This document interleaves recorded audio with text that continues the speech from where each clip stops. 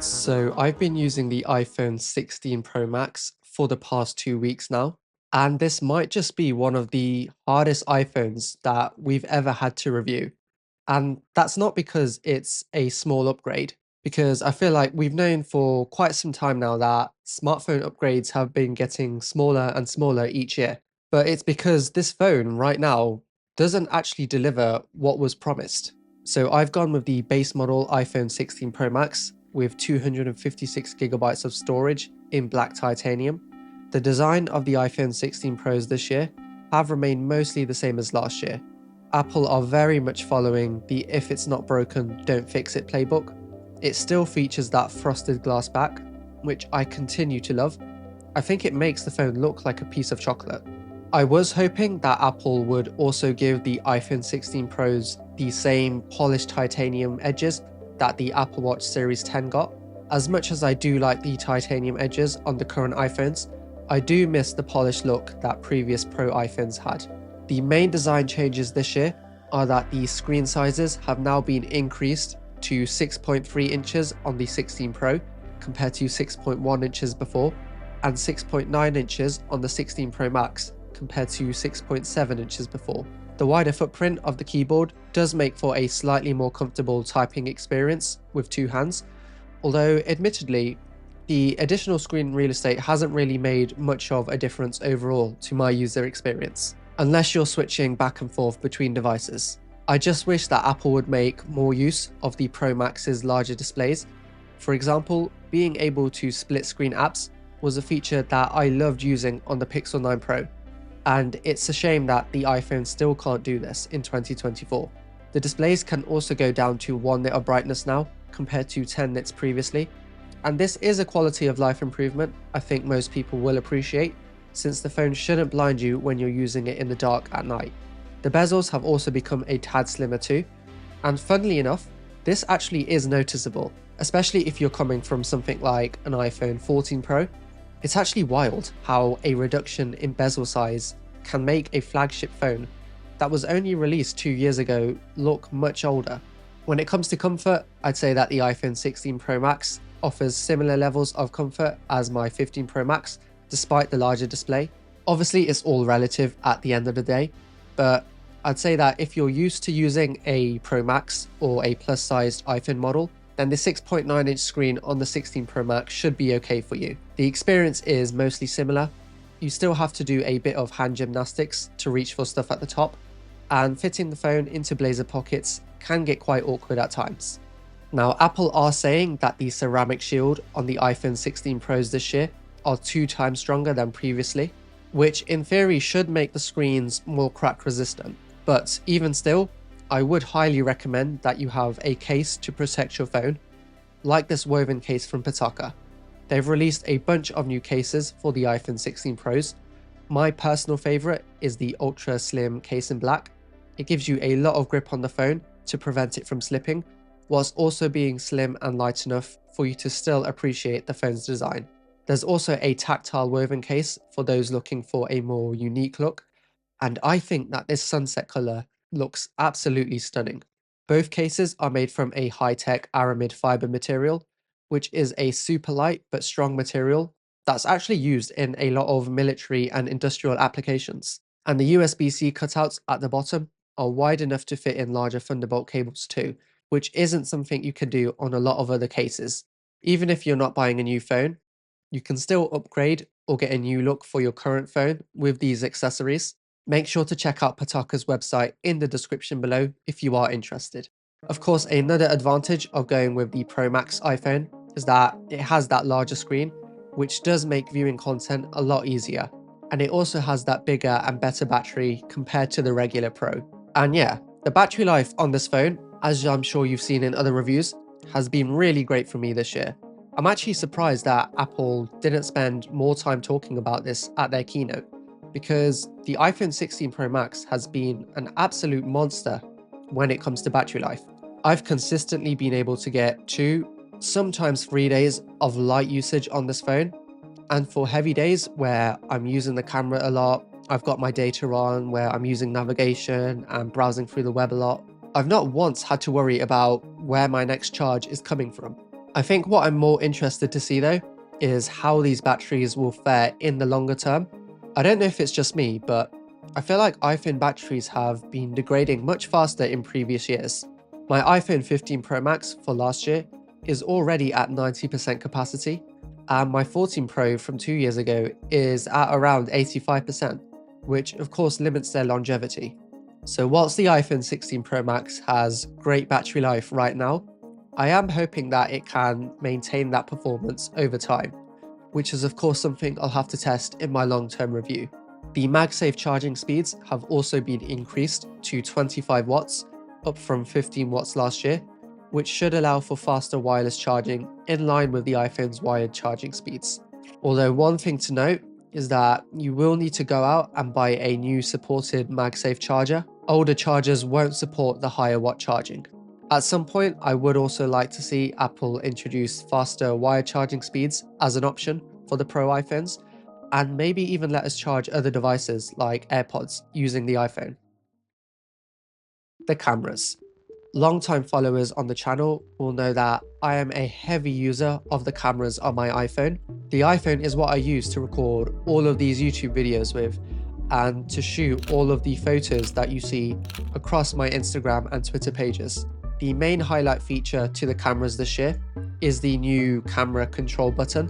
With a single press, you can automatically open up the camera app and use it to control a bunch of different settings like the exposure, zoom, and the tone of your photos. Now, a lot of people were quite surprised at how Apple chose to include a dedicated button for something as specific as opening up the camera. And admittedly, there have been quite a few times over the past 2 weeks where I've questioned its purpose. Broadly speaking, I tend to shoot most of my photos in ProRAW with my exposure set to -0.3 on the 1x lens. It is very rare that I will play around with any of the other settings, and even if I do want to adjust my other settings, I find that it's usually just a lot easier to tap on the larger screen and adjust it from there, compared to using the camera control's smaller interface. I've also found that pressing down on the camera control button can sometimes result in a less stable shot, since you're placing downwards pressure on the phone, compared to simply tapping on the screen. And when taking horizontal shots, I've often found myself accidentally pressing the camera control when gripping onto the bottom. Overall, the biggest benefit of camera control for me is the fact that it frees up the action button, which I previously had mapped to the camera. And if you're holding your phone in your left hand, it actually is quite easy to use your middle finger to quickly press on the camera control button. So whilst I wouldn't really buy an iPhone 16 just for that camera control button, it's not really something that I'm going to complain about. Now, one thing that iPhone cameras are notorious for doing is overexposing images. A lot of the time, the iPhone will try to brighten up the shadows in an image in order to make people's faces look brighter. But the issue with that is that you can often end up with rather washed out images that don't really have much contrast to them. So what Apple have done is they've introduced a new tone mapping feature, which lets you adjust the amount of contrast and saturation in non-RAW photos, giving you more control over the look that you want if you don't like the default look that Apple have applied. I'd go as far to argue that if you're a regular user, not tied up in the whole content creation bubble, this will probably be the biggest camera feature that you'll appreciate on these new iPhone 16s. I'm a huge fan of the gold look Apple have introduced. It gives the photos a very warm and luxurious look. And the nice thing about it is that these changes are non-destructive, which basically means that if you later decide that you aren't happy with the way your image looks, you can always change the tones in post. The ultra-wide camera has also been upgraded to a 48 megapixel sensor this year. I'll let you decide from these comparisons if you think the difference is noticeable or not. Personally, I very rarely shoot using the ultra-wide unless I'm trying to get a unique, funky sort of look. But I do know that it's quite popular for a lot of street photographers and people who are heavily into their macro photography. So it is nice to see Apple bumping up the resolution of this sensor. The main downside though is that unless you're shooting in a RAW format, you actually won't get a 48 megapixel image. The phone will instead bin it down to just 12 megapixels, meaning that for casual use, you're probably not going to see much of a difference. And the image signal processor has apparently been improved to allow for faster photo capture and less shutter delay. And I say apparently because, again, I haven't really noticed a material difference in speeds, even when shooting in ProRAW. It is also worth noting that the 5x telephoto lens that was exclusive to the iPhone 15 Pro Max last year has now been brought down to the 16 Pros this year too. So you no longer need to purchase the larger, more expensive model to get your hands on that 5x telephoto lens. In the video department, Apple have now introduced the ability to shoot 4K video at 120 frames per second, allowing you to record super slow motion footage. Now, I have a confession to make here. A lot of the B-roll that I've shown you in this video actually isn't the iPhone 16 Pro Max. I've actually been showing you the iPhone 15 Pro Max, shot in 120 frames per second on the 16 Pro Max. And I think that the video quality you can get out of this looks absolutely stunning. One of the main challenges of shooting in 120 frames per second is shooting in low light environments. But you can see here that the 16 Pro Max is handling it very well. There's very little noise or loss in quality, and I'm all for Apple introducing these sorts of features. I've said before that the ability to shoot in formats like Apple Log makes the Pro iPhone models feel like actual Pro iPhones. And even if you're not creating content on your phone, being able to shoot high quality slow motion footage just lets you get a different perspective on your experiences and express yourself creatively. In the audio department, Apple have actually done something pretty impressive. The microphones have been upgraded, with Apple calling them studio quality mics, but they've gone even further by introducing a new audio mix feature that basically lets you isolate different subjects in a video and filter out unwanted background noise. So first up we have the standard video, which should sound like normal. And here's a comparison to how it sounds on the iPhone 15 Pro Max from last year.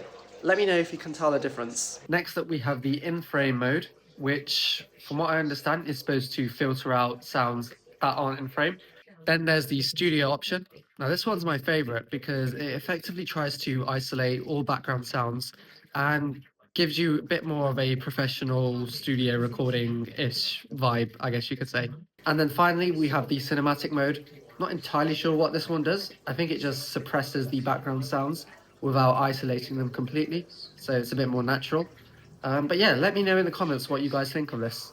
At some point, it would also be cool if we could apply the audio mixing feature during video calls with Apple's continuity camera feature. I'm always taking video calls on my Mac and have often found the built-in mics to be quite lackluster.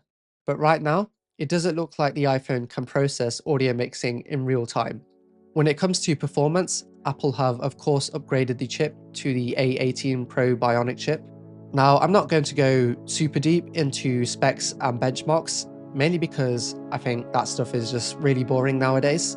But one thing Apple said that they did do this year was they've apparently upgraded the thermal cooling system inside of the iPhone. So in theory, your phone should run less hot during the day, which was of course a big issue with the iPhone 15 Pros last year. And broadly speaking, the overheating issues have occurred less frequently. There's been less dimming of the displays when outdoors. However, I still do find that when I'm outdoors using mobile data, with navigation and music running in the background, the phone still becomes really hot, even despite the upgraded 5G modem. And in some cases, the phone has gotten so hot that I've actually struggled to hold it next to my ear when making phone calls. Obviously, your experience is very much going to differ depending on how much signal you have in your area and how hard you actually push your phone, but it's something I thought I should point out. Now, with AI being a big talking point around the iPhone 16s this year, I am curious to see how well the A18 Pro chip can handle some of Apple's on-device AI tasks. I've been using the Apple Intelligence beta on my iPhone 15 Pro Max over the past couple of weeks and have noticed that for some features like the writing tools, it often does take quite a while for the phone to generate responses, which of course limits how useful they're going to be during daily use. But of course, Apple Intelligence right now isn't available on the iPhone 16s, which brings us onto one of the biggest issues, I guess you could say, with this year's iPhone lineup. Because if you go out and buy an iPhone 16 right now, None of the Apple Intelligence features will be available until around the end of October. And even then, only some of the features will be available in US English only, and they'll be in beta. So for someone buying the iPhone 16 Pro in the UK, the full suite of Apple Intelligence features probably won't be fully ready until March, maybe April of 2025, at which point you're only a couple of months away from the iPhone 17s, which is one of the reasons why the iPhone 16s are actually quite difficult to recommend this year. As far as I'm concerned, telling someone to buy an iPhone 16 right now because it will eventually be able to run Apple Intelligence is like telling someone to buy an iPhone 16 because it will, in theory, be able to run iOS 19 next year. And sure, if this was just a small software feature, we could let it slide. But considering the fact that Apple are claiming these iPhones have been designed and built from the ground up to run Apple Intelligence, it just feels a bit dirty to not have these features at launch. Overall, though, I still do have high hopes for Apple Intelligence, especially with the new Siri and notification and mail summaries. And even though the iPhone 15 Pros will also support Apple Intelligence, I can sort of see why some people might want to get an iPhone 16 just to future proof themselves. But honestly, if you can hold on to your current phone for another year, I would seriously recommend it. So, iPhone 16 Pro Max, a very, very small upgrade. It very much is a refinement to what we've already seen with iPhones, and it definitely has caused a lot of disappointment amongst tech reviewers because of how similar it is to the 15 Pros. And yes, if you're a tech reviewer, the iPhone 16 Pro is a pretty boring smartphone. And yes, if you're currently on a 15 Pro, you're not really going to be missing out on much. But realistically, most people looking to buy an iPhone 16 Pro probably aren't coming from a 15, unless you're a creator or a tech enthusiast.